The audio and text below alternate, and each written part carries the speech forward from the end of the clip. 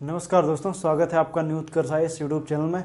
आज के इस वीडियो में हम देखने वाले हैं कि भूगोल के अंतर्गत एक काफ़ी महत्वपूर्ण अध्याय है जिसमें परीक्षाओं में इससे प्रश्न पूछे जाते रहे हैं। आइए देखते हैं, आज के इस वीडियो में देखेंगे डेविस के अपर्दन चक्र सिद्धांत के बारे में। डेविस ने अपर्दन चक्र सिद्धांत पे किन बातों को बताया था उनके बारे में देखेंगे और देखेंगे अपर्दन चक्र का सिद्धांत आखिर है क्या, इसको लेकर के वैज्ञानिकों के मत क्या रहे, उन सभी पहलुओं पे हम इस पर चर्चा करेंगे। तो फिलहाल आइए देखते हैं डेविस का अपर्दन चक्र सिद्धांत। सबसे पहले मैं बता दूं, डेविस जो थे वो अमेरिकन भूगोलवेत्ता थे। इन्होंने क्या किया था, अमेरिका के पेंसिल्वानिया के क्षेत्र में खोज करते शुरू पहुंच गए।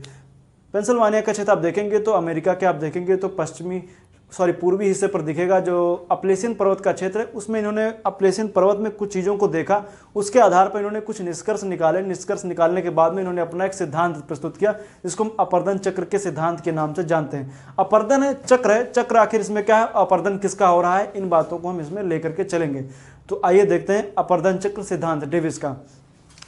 ये इनका जो सिद्धांत है हर जगह पर अलग अलग तरीके से लागू होता है, लेकिन सिद्धांत तो वही है। उसको अप्लाई आप कहीं भी, आप अरावली पे भी कर सकते हैं, उसको अप्लाई आप ड्रेकेंसबर्ग पे भी कर सकते हैं, उसको अप्लाई आप कहाँ कर सकते हैं, हिमालय में भी कर सकते हैं, और अपलेशन वगैरह किसी भी पर्वत श्रेणी पे उसको आप अप्लाई कर सकते हैं। उसकी अवस्था के अकॉर्डिंग हम उसके बारे में हम देखेंगे। तो आइए देखते हैं इन्होंने बताया क्या था। इन्होंने बताया, इनका नाम जो था विलियम मॉरिस डेविस था। ये 1989 में अपना एक क्या किया, अपना एक मत प्रस्तुत किया जिसको बताया इन्होंने अपर्दन चक्र का सिद्धांत। इन्होंने पर्वतों को, जिन्होंने खोजबीन जब इन्होंने की तो पर्वतों के बारे में इन्होंने कई निष्कर्ष निकाले। पर्वतों को देखा, जब आप कोई चीज़ देखते हैं तो देखने के बाद में क्या होता है, आप अगर जो देखेंगे तो नॉर्मल में क्या दिख रहा है, मार्कर दिख रहा है। लेकिन अगर जो पहली दृष्टया में देखेंगे तो ये मार्कर है, लेकिन जो कोई नहीं जानता है क्या है तो आप ऐसे देखेंगे कि बस एक मार्कर है। लेकिन जब आप इसको और दूसरी नज़रिए से देखेंगे तो आप इसके अंदर क्या दिखेगा, इसको आप कई नज़रों से देख सकते हैं। इसके आपको इसमें छोटे छोटे मॉलिक्यूल्स आपको भी दिख सकते हैं, इसकी संरचना कैसी वो देख सकते हैं, इसमें क्या क्या कैसे कैसे वो देख सकते हैं। इसको और डीप में जाएंगे तो अंदर इंक वगैरह दिखेगी, सब कुछ आपको, और अंदर जाएंगे तो आपको रिफिल वगैरह भी दिख जाएगी, पेन की क्या रिफिल है, सब कुछ आपको इसमें दिख जाएगा। कहने का मतलब ये है कि बस किसी चीज़ को नज़रिए से देखने की ज़रूरत है, आपको दिखेगी हर चीज़। उन्होंने कुछ अलग नज़रिए से उसको देखने की कोशिश की और उन्होंने उसके पर्वतों को लेकर के कुछ चीज़ें बातें बताई। तो उन्होंने बातें क्या बताई, उन्होंने पर्वतों की अवस्थाओं का भौगोलिक चक्र प्रस्तुत किया। जैसे कोई पर्वत धीरे धीरे बनता है, हम लोग देखते हैं कि कोई पर्वत है वो नवीन वलित पर्वत है। कहीं हम लोग पढ़ते हैं कि अवशिष्ट पर्वत का उदाहरण है, जैसे हम अरावली के बारे में हम लोग जानते हैं कि अवशिष्ट है, मतलब किसी जमाने में पुराने पर्वतों की श्रेणी में आता है, लेकिन वो किसी जमाने में तो नया जरूर रहा होगा, पुराना भी कभी नया तो जरूर होता है। तो कहें इसी की अवस्थाओं के आधार पर उन्होंने बताया, उन्होंने पर्वतों की अवस्थाओं का भौगोलिक चक्र प्रस्तुत किया कि जैसे हम लोग छोटे होते हैं, बड़े होते हैं, बूढ़े होते हैं, फिर मर जाते हैं, उसी तरीके से आप देखेंगे तो एक चक्र हमारा क्या चलता है, एक हम देखेंगे साइकिल के तौर पे हम क्या करेंगे। फिर कहने का मतलब है कि अवस्थाओं के आधार पे हम उसको देखेंगे कि छोटे हुए, बड़े हुए, फिर क्या हुए, फिर एक कंडीशन ऐसी आएगी कि सबका अंत तो होता ही है। उसी तरीके से हर चीज का अंत होता है तो पर्वतों का भी अंत होगा। तो उन्होंने पर्वतों को चक्र प्रस्तुत किया, किसके आधार पर, भौगोलिक चक्र के आधार पर प्रस्तुत किया। जो इनका चक्र था वो अपर्दन पर आधारित था। इन्होंने जो पर्वतों का चक्र बताया वो अपर्दन पर आधारित था। उन्होंने बताया, उन्होंने पर्वतों की अवस्थाएं भी बताई। जैसे मैंने, एक मनुष्य की अवस्थाएं होती हैं, पहले युवावस्था, फिर प्रौढ़ावस्था, फिर वृद्धावस्था, 3 स्टेज में होती हैं। लेकिन उसी तरीके से पर्वतों की वे क्या होती है, अवस्था होती है। पहले जो पर्वत होते हैं नए नए बनते हैं, बनने के बाद में धीरे धीरे क्या होता है, वो प्रौढ़ावस्था में चले जाते हैं। प्रौढ़ावस्था के बाद में फिर अरावली की जैसे बन जाएंगे, क्या हो जाएगा, वो वृद्धावस्था में चले जाएंगे। तो ये क्या, इन्होंने 3 इसकी स्टेज बताई, किसकी अवस्थाओं, मतलब कि पर्वतों की। लेकिन किसी पर्वत को प्रभावित करने वाले, किसी भी लैंडस्केप, कोई भी ऐसा क्षेत्र, 10 समान क्षेत्र हो, उसको प्रभावित करने वालों में या कहें उसको निर्माण और विकास में 3 प्रक्रियाओं का मौन योगदान होता है। वो 3 प्रक्रियाएं कौन कौन सी हैं आप याद रखिए। हो सकता कभी आपके ऑब्जेक्टिव में भी पूछ लिया जाए कि डेविस के त्रिकट में कौन शामिल नहीं है। तो आइए देखते हैं, उसमें संरचना है, प्रक्रम है और अवस्था है। संरचना मतलब वो स्ट्रक्चर बना कैसे, प्रक्रम मतलब प्रोसेस उसमें चल कैसे रहा है, कौन कौन से उसमें प्रोसेस चल रहे हैं, और उसकी अवस्था कैसी है, जो मैंने बताया वो युवावस्था में, प्रौढ़ा में, वृद्धावस्था में। ये 3 उन्होंने बताया, स्ट्रक्चर, प्रोसेस और स्टेजेस से प्रभावित होता है। मतलब कोई भी लैंडस्केप इन 3 तत्वों से प्रभावित होता है, संरचना, प्रक्रम और अवस्था से। इन्होंने इसको क्या बोला गया, डेविस की तिकड़ी बोली गई, अर्थात डेविस का त्रिकट कह सकते हैं, या ट्री ऑफ डेविस के नाम से भी इसको जानते हैं। 3 प्रोसेस में इन्होंने बताया। अब लेकिन इसके आधार पर हमें देखना है कि आखिर जो इन्होंने बताया है, संरचना है, प्रक्रम है, प्रोसेस है, ये काम कैसे करते हैं। इनके हमें आइए हम उसके बारे में हम समझते हैं कि आखिर ये सबसे पहले आप याद रखिए कि किसी भी पर्वत का निर्माण होता है तो संरचना होती है, कैसे किसी चीज का निर्माण हुआ, तो कैसे निर्माण हुआ। निर्माण किसी पर्वत का दो तरीके से हो सकता है, वलन के आधार पर और भ्रंशन के आधार पर, अर्थात अंतर्जात और बहिर्जात बलों की इसमें मुख्य भूमिका होती है। या तो कि आप देखते हैं किसी अंदरूनी ताकत की वजह से कोई क्या होता है, पर्वत या पहाड़ क्या होते हैं बन जाते हैं। जैसे हिमालय को हम लोग देखते हैं, हिमालय के निर्माण की प्रक्रिया के दौरान जब हम देखेंगे तो हमें देखने को मिलता है कि जो टेथिस भूसन्नति थी वो ऊपर की ओर उठ गई। इस कहने का मतलब यूरेशियाई और आप देखेंगे यूरेशिया और इंडो ऑस्ट्रेलियन प्लेटों के टकराव से क्या हुआ, हिमालय का निर्माण हुआ। तो ये हम लोग पढ़ते हैं कि हिमालय का क्या हुआ है, उससे निर्माण हुआ है। लेकिन अब क्या हो गया, निर्माण हो गया, निर्माण होने के बाद में क्या होगा, उसमें प्रोसेस चलेगी। प्रोसेस का मतलब क्या है, प्रोसेस का मतलब यही है कि उसमें सीधी बात है, अगर जो कोई पर्वत है तो उसमें बारिश वगैरह भी होगी, उसमें नदियां वगैरह भी निकलेंगी।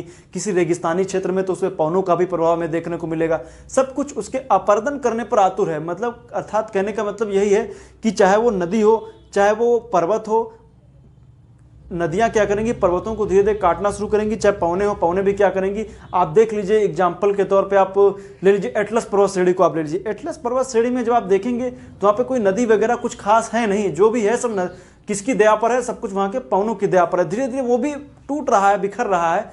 तो उसकी कहने का मतलब ये है कि उसके प्रोसेस में बहुत सारी भूमिकाएं होती हैं। प्रोसेस में आप देखेंगे तो उसमें किसी नदी का भी योगदान हो सकता है, किसी आप देखेंगे तो किसी हिमानी क्षेत्र का भी, ग्लेशियर का भी योगदान हो सकता है, और नदियों का भी होता है, और इन सब का योगदान होता है। वो प्रोसेस चलता है। प्रोसेस का मतलब है कि पूरी प्रक्रिया, उसके एक पर्वत पे कौन कौन सी प्रक्रियाएं चल रही हैं, आखिर उसके अपर्दन को लेकर के। तो हम एक नॉर्मल में हिमालय क्षेत्र के पर्वत को लेंगे तो उसके अपर्दन में हमें देखने को मिलेगा तो कौन उसका अपर्दन कर रहा है, तो हिमालय का अपर्दन कौन कर रहा है, हिमालय की नदियां कर रही, गंगा वगैरह क्या करें, उसका धीरे धीरे अपर्दन करें। उसको प्रोसेस चल रहा है, हिमालय एक तरफ बन भी रहा है और एक तरफ अपर्दन भी रहा है। लेकिन बनने की प्रक्रिया को अभी हम इसमें नहीं लेंगे, क्योंकि यही क्या होगा आगे चल करके डेविस के इसकी आलोचना इसी आधार पर की जाएगी। तो हमें आगे कि जब हम प्रोसेस को आगे हम देखेंगे तो डेविस के आलोचना के बारे में पढ़ेंगे कि पेंक वगैरह इसकी आलोचना क्यों करते हैं, कारण क्या है, तो उनके बारे में हम देखेंगे। इन्होंने बताया, डेविस ने, कि क्या होती है, उसका एक प्रोसेस चलता है। प्रोसेस के बाद में उसकी एक अवस्था होती है कि उस अवस्था में आप देखेंगे कि युवावस्था, प्रौढ़ावस्था और वृद्धावस्था में चलते हैं। तो इन्होंने ये बताया कि 3 अवस्थाएं हैं, और ये जो इसके क्या है कि निर्माण एवं विकास में जो लैंडस्केप के निर्माण को प्रभावित करने वाले कारक हैं वो ये 3 कारक हैं। लेकिन अब आइए हम देखते हैं कि आखिर इसमें इन्होंने जो बताया कि ये जो युवावस्था है, प्रौढ़ावस्था, वृद्धावस्था, इसका आखिर की जो ये तीनों अवस्थाएं, इनको हम कैसे डिसाइड करेंगे कि कौन कौन सी अवस्थाएं हैं और कैसे कैसे किसका अपर्दन होता है। तो आइए देखते हैं। सबसे पहले मैं इस डायग्राम से बताने की आपको कोशिश करूंगा कि आप जो ये मैंने इधर डायग्राम बना रखा है, इसमें ये डायग्राम जो है इसी पर आधारित है। जो ये फिगर है इसी पर आधारित ये डायग्राम है। इसके समझने के बाद हम इसको बिल्कुल आसानी से समझ सकते हैं, इनकी अवस्थाओं के बारे में कि युवावस्था क्या है, प्रौढ़ावस्था क्या है और वृद्धावस्था क्या है, और ये निर्माण की प्रक्रिया आखिर कौन सी बला है, इसके बारे में भी हम देखेंगे। तो सबसे पहले मान लीजिए कोई पर्वत है, कोई भी पर्वत है। पर्वत जब कोई होता है तो पर्वत पर सीधी बात है उसमें से नदियां निकलती हैं, और नदी निकलेगी, पानी की बारिश हो, कुछ भी हो, नदियां, आप कहीं भी आप देखिए, किसी आप पुराने हैंडपंप पे चले जाइएगा जिसमें किसी से भी पानी रिस रहा है, बूंद बूंद भर अगर जो पानी रिस रहा है तो नीचे गड्ढा कुछ वर्षों में कर जरूर देगा। तो कहने का मतलब यह है कि सीधी बात है, जब बारिश का पानी हो चाहे नदी का पानी हो, जब कहीं पर गिरेगा तो वो अपर्दन तो जरूर करेगा। तो इसी तरीके से जब नदियां बहती हैं तो नदियां बहने की अवस्था में क्या करती हैं, आसपास की एक खाई सी बना देती हैं, और खाई बनाने के बाद में क्या करेंगी, उसका अपर्दन करना शुरू करेंगी। इसी को हम लेकर के चलेंगे। तो आइए देखते हैं ये क्या है। ये एक मान लीजिए पहले कोई एक ऐसा पूरा क्या रहा होगा, पर्वत रहा होगा, फिर यहाँ से कोई नदी निकली होगी। नदी जब निकलेगी तो आसपास के क्षेत्रों में क्या करेगी, अपर्दन करना शुरू करेगी। अपर्दन करने के बाद में एक गहरी खाई सी बना लेगी। वो खाई क्या होगी, वो नदी की खाई हो जाएगी। देखिए जैसे वी आकार की घाटी वगैरह आप पढ़ते हैं तो वो हो जाएगी। तो ये क्या है, ये एक इसके उस तरफ भी एक क्या हो सकती, खाई हो सकती है। इसके उस तरफ भी क्या है, खाई है, उस तरफ भी खाई। जैसे यहाँ पे एक नदी बह रही है, ये मैंने बताया, देखिए क्या है, ये नदी है। ये पहले नदी कहीं यहाँ बहती होगी, अपर्दन करते करते करते करते करते करते नीचे घाटी में बहना शुरू कर दी है।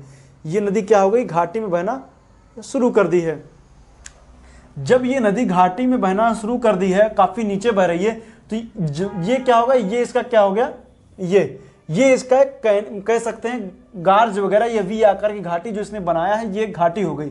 लेकिन इस घाटी के आप देखेंगे एक पॉइंट इसका क्या होगा, नीचे की होगी, मतलब जो नदी की तली होगी जिसमें वो अपर्दन कर रही है। नदियों के अपर्दन की मैं बात करूं तो एक तो सीधी बात है, नदी का जो सबसे निचला हिस्सा होगा वहां पे क्या होगा, अपर्दन वो अपनी नीचे की अवस्था को क्या करेगी, वो इसको इस शेप में लाने की कोशिश कर रही होगी कि वो कुछ दिनों बाद जो ये वाला पोर्शन है इसका और अपर्दन हो जाए, नदी घाटी और गहरी हो जाए, ये धीरे धीरे नीचे अपर्दन करना शुरू कर दी।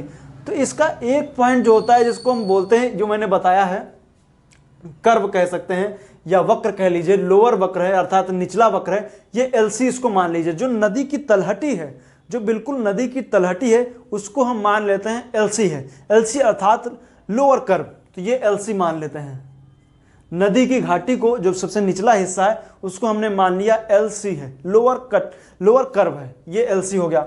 अब एलसी के बाद में ये नदी की घाटी है, और उसके बाद में जब एक पूरी घाटी को या कहीं की पूरे पर्वत को जब आप देखेंगे, इस पर्वत को आप जब देखेंगे तो इसमें सबसे निचला हिस्सा, जहां तक आप दृश्यमान निचला हिस्सा को कहां तक दिखेगा, नदी की घाटी ही होगी सबसे निचला हिस्सा।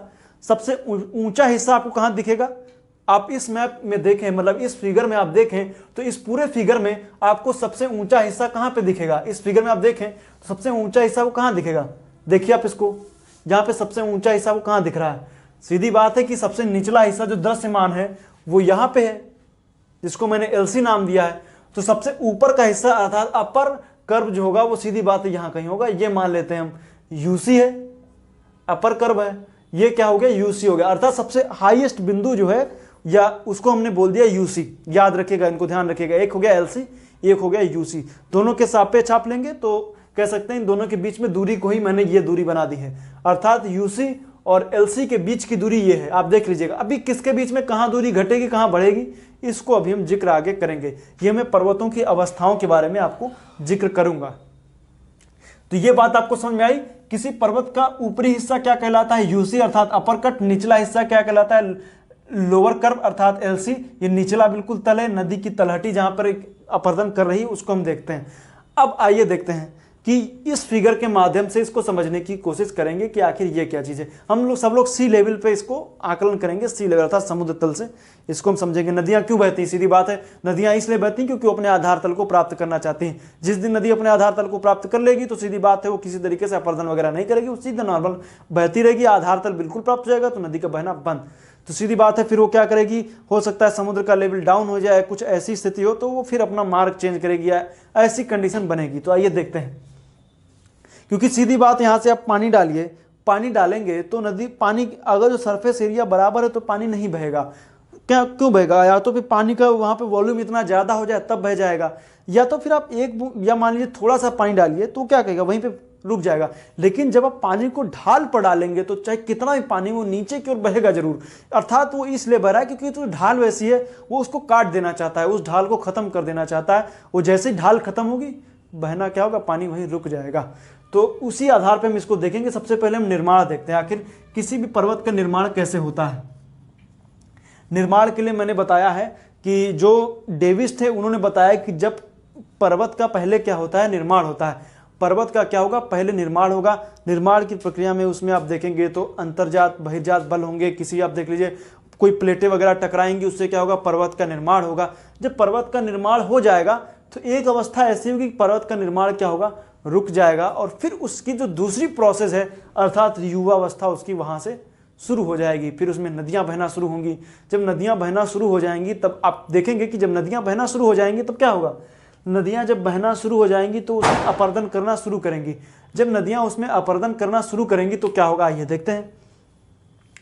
अब सीधी बात है, मान लीजिए जैसे यहाँ पे कोई नदी बह रही है, पानी बारिश का हुआ, नदी बह रही है, तो नदी कहाँ अपर्दन यहाँ पे ज़्यादा करेगी कि ऊपर की घाटी में अपर्दन करेगी। सीधी बात है, नदियाँ यहाँ पे नीचे ज़्यादा अपर्दन करना शुरू करेगी, नीचे अपर्दन करेगी। तो जब नदियाँ नीचे की ओर अपर्दन करेंगी तो ये कर्व देखिए आप, ऊपर की ओर ये जो यूसी है अर्थात यूसी है, ये बिल्कुल वैसे ही बना रहेगा। इसमें अपर्दन अर्थात नदियों की जो युवावस्था होती है उसमें यूसी में कोई परिवर्तन हमें देखने को खास नहीं मिलता है। लेकिन जो एलसी होता है, जो लोअर कट होता है, वो धीरे धीरे क्या होता है, नीचे नीचे डाउन होता चला जाता है, क्योंकि नदियां क्या करी अपनी तली में सीधे सीधे शीर्ष रूप में क्या कर रही, कटाव करती चली जा रही है। तो जो यूसी के बीच में मान लेते हैं, पहले यूसी की जो दूरी थी मान लेते हैं हम कितनी थी, 1000 मीटर थी, और इसकी मान लेते हैं जो दूरी थी अतः सी लेवल से, जो इसकी दूरी थी मान लेते हैं 500 मीटर थी। तो इसकी और इसकी दूरी कितनी हुई बताइए, 1000 में से 500 घटा दीजिए, 500 हो गई। अर्थात यूसी और एलसी के बीच में जो डिफरेंस हो गया वो कितना हो गया, 500 मीटर का हो गया, 500 मीटर का हो गया। लेकिन एलसी का और अपर्दन हो गया, क्योंकि मैंने बताया नदी क्या कर रही, इसका अपर्दन कर रही। अब जो पहले जो यूसी यहां था, एलसी यहां था, वो एलसी कहां आ गया, यहां आ गया। अब एलसी की जो दूरी थी वो कितनी होगी, 300 हो गई, या मान लेते 400 रह गई। समुद्र तल से इसकी ऊंचाई 400 थी, पहले 500 थी, 400 हो गई। तो इन दोनों के बीच में दूरी क्या होगी, 600 मीटर हो जाएगी। तो यही मैंने बताया है कि जो यूसी की दूरी होती अपर कट, जब किसी नदी के ऊपर बारिश होगी, नदी बहेगी तो अपनी घाटी को ज्यादा काटेगी। ऊपर का जो पोर्शन होगा किसी ऊपर की, जो बिल्कुल जो कहते हैं वाटर डिवाइड का जो काम करती है, जलभाजक का, विभाजक का, क्योंकि इसी तरीके से यहाँ पे भी होगा। तो जो ये वाला पोर्शन होगा, यहाँ पे भी एक नदी ऐसे बह रही होगी, तो ये वाला जो पोर्शन होगा ये क्या करेगा, ये बिल्कुल वैसे ही शीर्षावस्था में बना रहेगा, उसमें किसी तरीके का कोई चेंज वगैरह कुछ खास नहीं होगा। बारिश के पानी से थोड़ा बहुत चेंजेस आएंगे, नहीं भी उसमें कुछ खास परिवर्तन नहीं आएगा। तो जो ये क्या होगा, ये पोर्शन जो है, ये यूसी का जो एरिया है ये बिल्कुल वैसे ही बना रहेगा। ये मैं टाइम को दिखा रहा हूं, याद रखिएगा। ये मान लेते ए है, ये है बी है, ये वाला पोर्शन क्या है, सी है। ए से सी ऊंचाई दिखा रहा है, ए से बी जो है वो टाइम दिखा रहा है। तो इस टाइम में हम देखेंगे तो एलसी का क्या हो रहा है, धीरे धीरे मान लेते हैं यहां पे जो दूरी थी ये थी 500 मीटर, एलसी और यूसी के बीच में दूरी, तो यहां पे कितनी हो जाएगी, 600 मीटर। क्यों, क्योंकि यूसी बिल्कुल उसी तरीके से एलसी डाउन हो गया, तो एलसी का कर्व क्या होगा, धीरे धीरे डाउन होता चला जाएगा। फिर दूसरी जो स्टेज आएगी जिसमें हम बोलते हैं मेच्योर स्टेज या प्रौढ़ावस्था जो होती है, उसमें क्या होगा, नदी सीधी बात है अपने आधार तल को काटते काटते नदी की जो स्टेज होगी वो क्या होगी, यहां तक पहुंच जाएगी। तो नदी जब यहां तक पहुंच जाएगी तो क्या होगा, नदी फिर इधर उधर काटना शुरू करेगी, इधर उधर काटना शुरू कर देगी। जब इधर उधर काटेगी तो सीधी बात है कि वो अब बारिश वगैरह का पानी जो होगा ये सब होगा, ये सब इसको धीरे धीरे तोड़ना शुरू कर देंगे। फिर इसके बीच में भी दूरी क्या होगी, ये भी चट्टान क्या होगी, ऊपर जो खड़ी हुई थी ये सीधे सीधे कम होती चली जाएगी, फिर यहाँ से इस तरह आएगी, फिर यहाँ से इस तरह आ जाएगी, ये भी क्या होगी, धीरे धीरे कम होती चली जाएगी। तो जब ये वाला पोर्शन धीरे धीरे कम हो जाएगा, आइए देखते हैं इसको।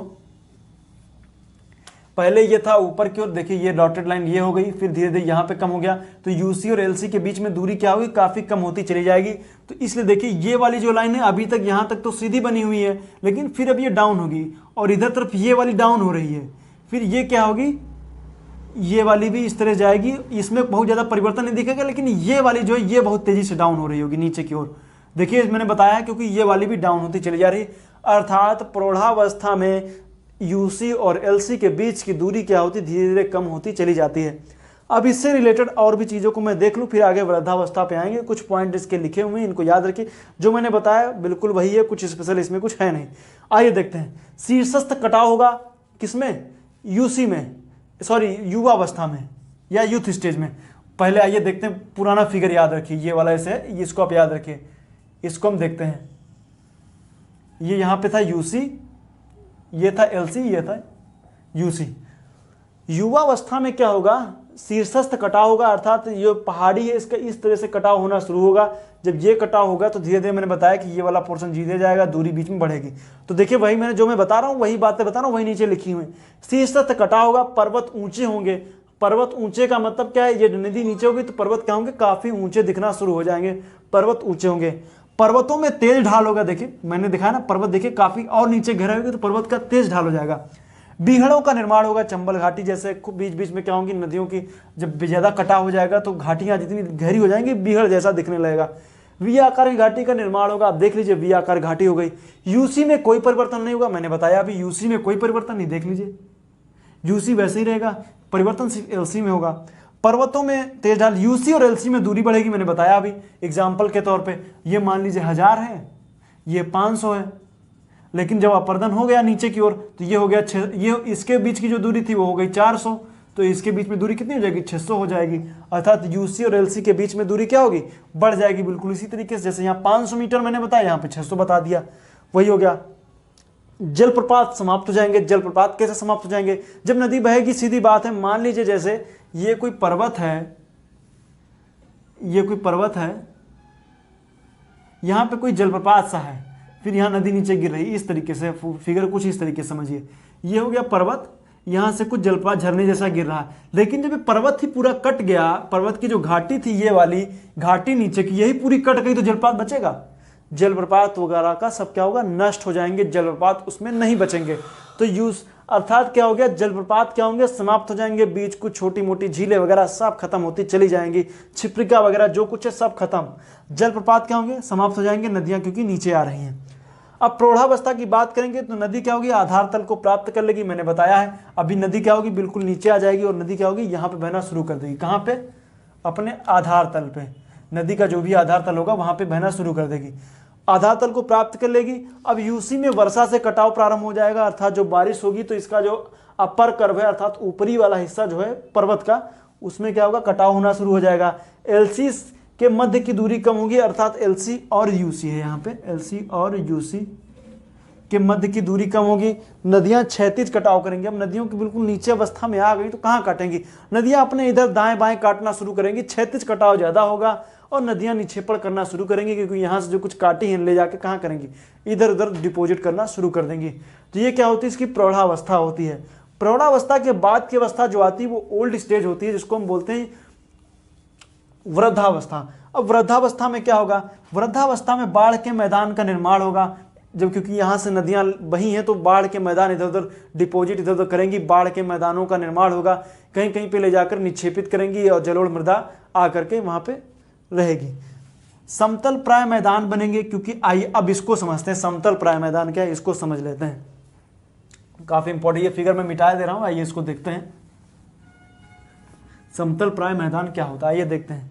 जैसे मान लीजिए कभी नदी, कहीं किसी पर्वत इतना बड़ा था, नदी इसका अपर्दन करते करते करते करते कुछ इस तरीके से कर दी कि पर्वत बिल्कुल खत्म हो गया, वहां पे सीधे क्या हो गया, ये कोई भूखंड हो गया, यहाँ पे पर्वत है, यहाँ पे पर्वतों काट पीट के पूरा क्या किया, प्लेन कर दिया, सम प्राय, पेनी प्लेन बोलते हैं, पेनी प्लेन अर्थात समतल प्राय कर दिया इसको। लेकिन समतल प्राय मैदान हो जाएंगे, अर्थात पर्वत क्या होंगे, पूरी तरीके से खत्म हो जाएंगे, नदियां क्या करेंगी, अपने आधार तल को प्राप्त कर लेंगी, क्षैतिज अपर्दन भी खत्म हो गया, सब कुछ क्या होगा, इक्वल में हो गया, तो उसको क्या बोला गया, समतल प्राय मैदान की संज्ञा दे दी गई।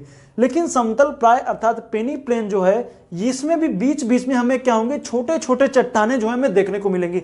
अर्थात समतल प्राय मैदान में भी हमें छोटे छोटे जो पर्वत देखने को मिलते हैं उनको मोनैड नॉक बोलते हैं। मोनैड नॉक क्या है, अर्थात समतल प्राय मैदान या समतल प्राय मैदान में छोटी छोटी चट्टानें जो हमें देखने को मिलती हैं, जो उभरी हुई, जो किसी अतीत की चट्टान या कहीं पर्वत का कह सकते हैं अवशेषी अंग मात्र रह जाती हैं, उनको मोनैड नॉक की संज्ञा दे देते हैं। छोटी छोटी चट्टानें में देखने को मिलती वृद्धावस्था में। फिर दोनों कर्व क्या होते हैं, देखिएगा मिलेंगे नहीं दोनों कर्व आपस में, याद रखिएगा, लेकिन बिल्कुल आकर के इक्वल में आ जाते हैं। और क्या होते हैं, ये इसी तरीके से रहता है, क्योंकि ये मैंने इनको मिलाया क्यों नहीं, आइए इनको देख लें, दोनों कर्व को मैंने मिलाया नहीं है, एक है यूसी एक है एलसी। यूसी जो है वो नदी है, एलसी जो है वो नदी है, और यूसी जो है, यूसी किसी पर्वत की ऊंचाई है। एलसी हमेशा, क्योंकि नदी की हमेशा गहराई कुछ ना कुछ हमेशा रहती है, एलसी यूसी कभी आपस में मिल नहीं सकते, अर्थात क्योंकि नदी जो है, क्योंकि नदी की जो गहराई वो तो हमेशा गहराई रहेगी ही रहेगी, क्योंकि अगर पर्वत को काटेगी तब भी पानी की तो गहराई रहेगी, इसलिए एलसी और यूसी कभी आपस में मिलते नहीं है, लेकिन एक समकक्ष में कह सकते हैं यहाँ पे आ जाते हैं। फिर यही क्या हो कि आगे नॉर्मल में नदी आगे बहना शुरू हो जाएगी। ये तो हो गया डेविस का जो नजरिया था काफी ज्यादा वृहद था। इन्होंने जिन चीजों को देखा, जो कुछ देखा, उन्होंने अपने सामने आने वाले पर्वतों पर हर जगह पे इनको स्थापित कर दिया। लेकिन इनमें जो भी चीजें प्रोसेस हो, चाहे वो आप ले लीजिए प्रोसेस हो, प्रक्रम हो, अवस्था हो, जो कुछ है सब एक दूसरे को प्रभावित करते हैं। सब जो भी चीजें हैं, प्रोसेस हो चाहे स्ट्रक्चर हो, चाहे स्टेजेस हो, ये एक दूसरे को प्रभावित करते हैं। उसके ऊपर भी कह सकते हैं जो जो आप देखेंगे वायुमंडल का या कहें कि एटमॉस्फेयर का बहुत ज़्यादा असर पड़ता है। अगर जो किसी आप मान लीजिए जैसे किसी आप भूमध्य रेखीय क्षेत्र में देखेंगे तो वर्षा ज़्यादा होती है, तो वहाँ पे वर्षा क्या होगी, अर्थात जो प्रोसेस होगा स्ट्रक्चर पे हावी हो जाएगा, अर्थात वर्षा होगी और वहाँ पे धूप तेजी से होगी। लेकिन जब आप किसी मान लीजिए किसी साइबेरियन क्षेत्र में आप देखेंगे, साइबेरियन क्षेत्र में ना तो वहाँ पे वर्षा होती है, ना तो वहाँ पे कोई सूरज की किरणें सीधी पहुँचती, तो वहाँ पे जो होगा संरचना प्रोसेस पर हावी होगी। तो जो संरचना प्रोसेस पर हावी होगी, इनको आप याद रखिएगा, कौन किस पे कहाँ पे। हम एक एक जगह को पर्टिकुलर, क्योंकि ज्योग्राफी की तुलना, जब आप किसी को ज्योग्राफी को तुलनात्मक अध्ययन करते हैं तो हर जगह में अलग अलग चीज़ें, आपको कॉन्सेप्ट वही है लेकिन आपको स्थिति के अनुसार उसको चेंजेस उसमें लाने पड़ेंगे। क्योंकि आप देखते होंगे यहाँ पे गर्मी हो रही है, कहीं ठंडी हो रही है तो भौगोलिक सब कुछ, लेकिन यहाँ पे गर्मी कहीं ठंडी, कहीं बरसात हो रही होगी तो कहीं पे पत्थर भी पड़ रहे होंगे।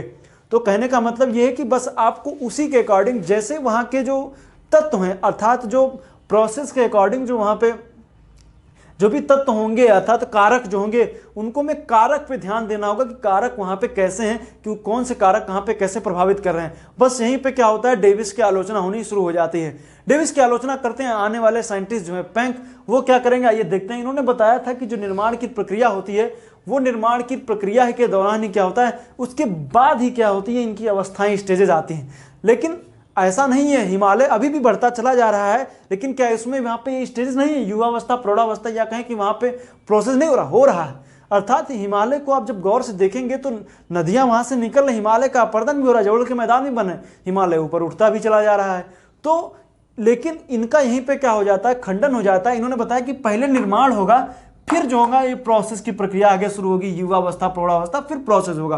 पहले स्ट्रक्चर होगा अर्थात संरचना बन जाएगी, फिर प्रोसेस होगा, इन्होंने बताया। लेकिन ऐसा नहीं है कि निर्माण अर्थात स्ट्रक्चर के साथ साथ में प्रोसेस होता रहता है, ऐसा बताया गया। दूसरा इन्होंने बताया जब वृद्धावस्था आती है उसके बाद में सब कुछ खत्म हो जाता है, अर्थात चट्टान खत्म हो जाती है। लेकिन इसमें भी आप गौर करने वाली बात यही है कि अगर जो यहाँ पे वृद्धावस्था यहाँ पे आ गई, लेकिन जो किस वजह से उसका निर्माण हुआ था, अर्थात किसी पर्टिकुलर आप देखेंगे तो किसी पर्वत का निर्माण क्यों हुआ था, आखिर यहाँ पे कुछ ना कुछ तो जरूर यहाँ पे कुछ प्रोसेस अर्थात संरचना कुछ हुई होगी, अंतर्जात बहिर्जात बल बने होंगे। तो अगर जो यही अंतर्जात बहिर्जात बल जो इसको बना रहे थे यहाँ पे, अगर जो वही फिर से सक्रिय हो जाए वृद्धावस्था में, तो जो वृद्धावस्था थी वो क्या होगी, फिर युवावस्था में आ जाएगी। अर्थात यहाँ से कर्व फिर ऊपर की ओर उठ जाएगा और फिर यहाँ पे नदियाँ कुछ दूसरी तरीके से बनना शुरू हो जाएंगी। तो लेकिन जैसे दरअसल जब आप किसी चीज़ की खोज कर देते हैं तो कमी निकालने आपको उसमें 20 लोग मिल जाते हैं, लेकिन कमी का कहने मतलब ये है कि इसमें जो योगदान इन्होंने दिया था डेविस ने वो सही था, लेकिन आगे चल करके जब आप देखेंगे उनकी जो आलोचना जिस तरीके से की गई है वो भी कह सकते हैं अपने तथ्यों के आधार पर आलोचना उनकी की गई थी। तो ये सब प्रक्रिया थी। उन्होंने बताया कि सब कुछ प्रोसेस में चलता है, लेकिन ऐसा नहीं है। इसमें जो युवावस्था इन्होंने बताया है, युवावस्था ये भी एक प्रोसेस बताया कि इसमें समय इतना लगता है, और ये चट्टान है, ऐसे चट्टान का भी स्वरूप होता है कि चट्टान कठोर है कि मुलायम है, कैसी है, ये सब कुछ नदी आप मान लीजिए जैसे मैंने बताया था कि हम देखेंगे कि चट्टान कहाँ के, हम विषुवत रेखीय क्षेत्र की बात कर रहे हैं कि हम आर्कटिक क्षेत्र की रूस की बात कर रहे हैं, सयान पर्वतमाला की बात कर रहे हैं, लेकिन ऐसा नहीं है। हम देखेंगे कि हावी कौन है, प्रोसेस हावी है या फिर स्ट्रक्चर हावी है। जो हावी होगा उसी आधार पर हम उसको मैनेज कर देंगे। तो फिलहाल डेविस ने ऐसे बताया, आगे चल करके हम प्लैंक के बारे में बताएंगे उन्होंने क्या इस पे अपना मत दिया था। उनके मत के आधार पर भी हम आगे चल करके जानकारी इकट्ठा करेंगे कि उन्होंने इसकी कैसे कह सकते हैं, इन्होंने कैसे उसकी आलोचना की थी, अर्थात डेविस के अपर्दन चक्र सिद्धांत की। यही है, आप इसका फिगर याद रखिए, ये वाला फिगर काफ़ी इंपॉर्टेंट फिगर है, किताबों वगैरह में आपको यही देखने को मिलता है, इसलिए आपको उसको याद कर लीजिए। इसकी और सुविधाजनक समझने की वजह से इसको आप ABCD मैंने लिखा है तो DEFGHI अपने हिसाब से आप सब कुछ डिसाइड कर सकते हैं। आप एग्जाम में लिखने के पर्पज से लिख सकते हैं कि E और F कर्व, E और F का अपर कर्व क्या होता है कि युवावस्था के दौरान क्या होता है, इसमें किसी भी तरीके के चेंजेस नहीं आते हैं। और आप लिख लीजिए जैसे GS मैंने बताया K और L, इसको मान लीजिए KL है, लेकिन युवावस्था के दौरान K और L कर्व जो होते हैं वो धीरे धीरे डाउन होते रहते हैं E और F के बीच में, और KL और के बीच में दूरी क्या होती है, धीरे धीरे बढ़ती चली जाती है। लेकिन आगे चल करके आप देखेंगे तो L और M के बीच की जो दूरी होती है, एम और एल कर्व जो होता है प्रौढ़ावस्था के दौरान में उसमें कुछ खास परिवर्तन नहीं होते हैं, लेकिन शीर्षस्थ आप देखेंगे किसी पर्वत की ऊंचाई पे अपर्दन होने की वजह से एफ और एच कर्व क्या होता है बहुत तेजी से नीचे आना शुरू हो जाते हैं। जो मैंने बताया उसको आप बिल्कुल उसी तरीके से अप्लाई करके उनको आप लिख सकते हैं। बाकी किताबों में मैटर बहुत सारा है, आप वहां से भी अपना मैटर निकाल सकते हैं, जैसे आपको सुविधा बने उसी तरीके से निकाल लीजिएगा। तो फिलहाल आज के इस वीडियो में इतना ही, हमें इजाजत। वीडियो देखने के लिए आपका बहुत बहुत धन्यवाद।